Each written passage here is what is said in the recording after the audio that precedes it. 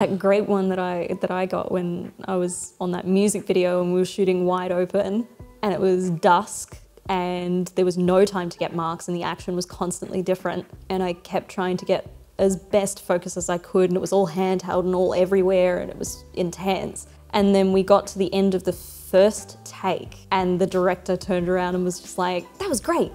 Can we get all that in focus this time?" Focus pulling is an essential skill of any camera assistant, but if you're just starting, it can really be a daunting process. So let's talk about a couple of tips for focus pulling. A good focus puller always knows how to roughly measure something, and that can be really hard when you're just starting out. So to get a rough measurement, or to train your eyes getting a rough measurement, have a think about these two tips. This distance here, that is roughly a foot. So that's a good way to try and work out how far away something is. Another good method is to think about how far away something is from you, take a guess, and then actually take a measurement of that and see how far off you were, because the more you do that, the more you'll train your eye to distinguish distance in situations on set. Now, the key with focus pulling is to take marks and look at action, not look at your monitor. So it's really bad practice to take marks from your monitor. Sometimes it has to be done, but it's best not to. And when you're taking marks, you're always taking them from the sensor plane. And the sensor plane is denoted by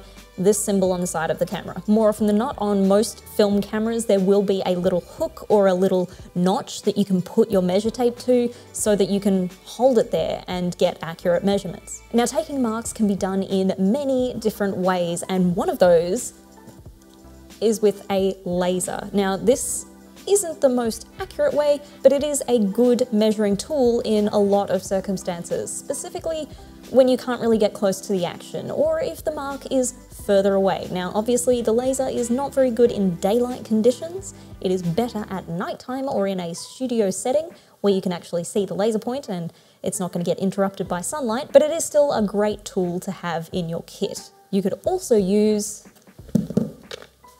a metal tape measure. Now, with metal tape measures, these are good for shorter distances. If the action is fairly close to you and you need to get a good measurement, even if you're by yourself, this is the easier option for you. Because it is rigid, it will hold its distance to the camera, and you can get fairly good measurements using it. It's also easy.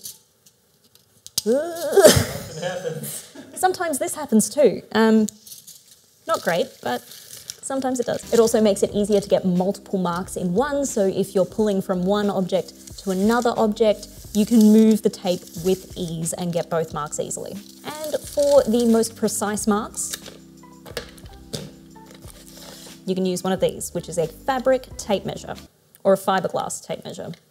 Depends where you get them. These sort of tape measures come with a nifty little hook on it, so you can hang that onto your camera and drag it out to wherever you need to go. This also allows you to get very, very accurate measurements. So it's very good for anything that is super shallow depth of field, or if you're shooting a conversation, you need to get a range of focus. So for instance, if an actor is sitting down and they may potentially lean forward or lean backwards during this conversation, you can get that range with ease and mark that out for yourself, instead of playing some sort of guessing game with your monitor.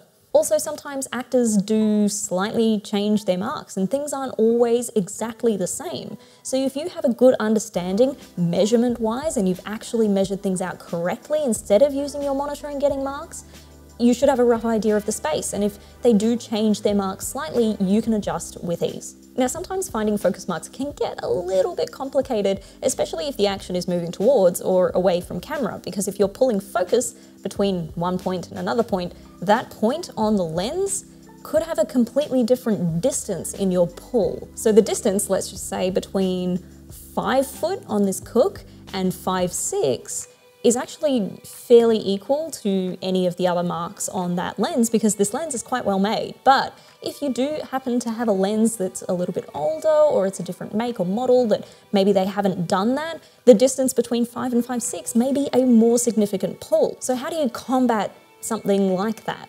Well, if you're taking measurements and you are also taking note of the action and not the monitor, you can cross-reference where the action is happening in frame to something that is happening in the environment, or something that is in the environment itself. So something like a tree or a rock on the ground or a doorway. So what you could do before the action even begins is get an assistant to go out there and take a measurement from these particular points. And then when the action is actually happening, you can see that maybe the actor is stepping through the doorway in 3, 2, 1, and you can pull to that mark. So it is a lot of looking at your focus wheel and then looking over at action, but you'll get the hang of it. See what I mean?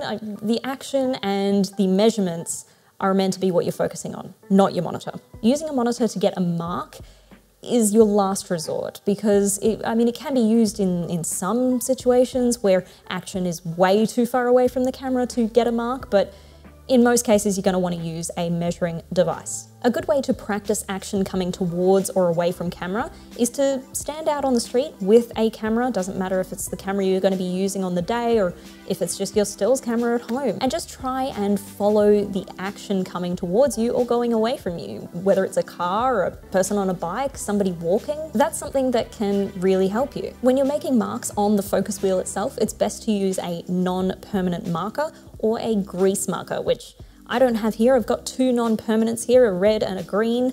You should probably have a range of colors, and you can use that for either different characters or different scenes or different points in action. It's up to you how you want to display that. When you're actually placing your marks on the wheel, you will place a line where the marker is on the focus wheel, and then you'll pop a number next to that. Now, sometimes numbers can crowd up the wheel a bit too much, especially if marks are very close together. So a good method to get around that is to use dots. So you could put 1, 2, 3 dots to denote which mark comes next. Sometimes it might be easy to put an arrow in between marks as well. If you're still trying to learn which direction to pull, that can really help. If you are using a focus system that is cheaper, sometimes it can have a little bit of play in it and it can be difficult to keep accurate marks. And in that case, it's best to take a look at the lens itself and at the marks on the lens instead of the ones you've taken on your wheel. So you'd use the ones on the wheel as a rough guide, and then the ones on the lens as your more accurate marks to work out where you are. But if you're using a lens that maybe is a stills lens and not a cinnamon lens. Cinematography.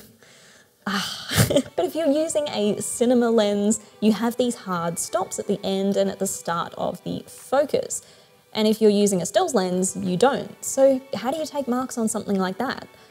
Well, the truth is it's very difficult. Because it has a continuous focus wheel, all of your marks will be inaccurate if you reach the end of the focus and keep pulling. So it's kind of in that case where you probably would use a monitor as well. Now, when using a monitor, don't be afraid to use peaking on the monitor. Just don't turn it up too high, because sometimes it can throw you off in terms of what is exactly in focus. Typically, I would have used it to check my work and make sure that I am kind of in the ballpark of focus, if I'm having a hard time seeing the monitor in a daylight condition or something like that. So again, it's all about practice, so just keep practicing, especially in situations where action is moving further away or closer to the camera, which can often be the most difficult circumstance to pull focus in. And by throwing yourself into different situations and just continuously practicing, it will become easier. Even seasoned professionals sometimes have to do another take, so don't be too worried. And if you do make a mistake and you would like to get another one for focus,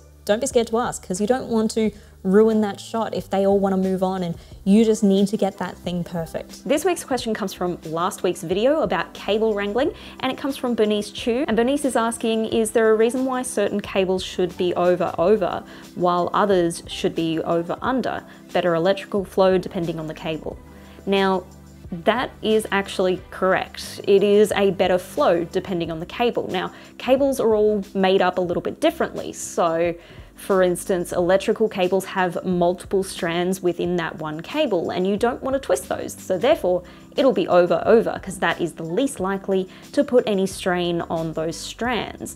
Now, with Bnc cables, it is just a single strand straight through the middle. If you cut open a Bnc, you'll see that there is the rubbery exterior, and then it's got kind of like a netted webbing, and it's got a plastic sheath, and then it's got a single sort of strand coming out the center. So that means it's less likely to become tangled or damaged if you twist it over under, And that method works best for that cable anyway, because when you saw in the video, when I pulled it away from the pile, it kind of unraveled itself easily. So I hope that kind of answers your question. It does depend on the lead itself and what makes up that particular cable.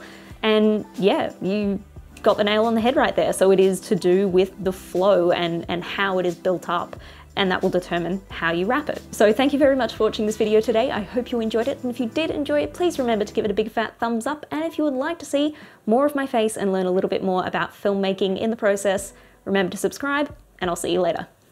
You're just chuckling about cinnamon lens.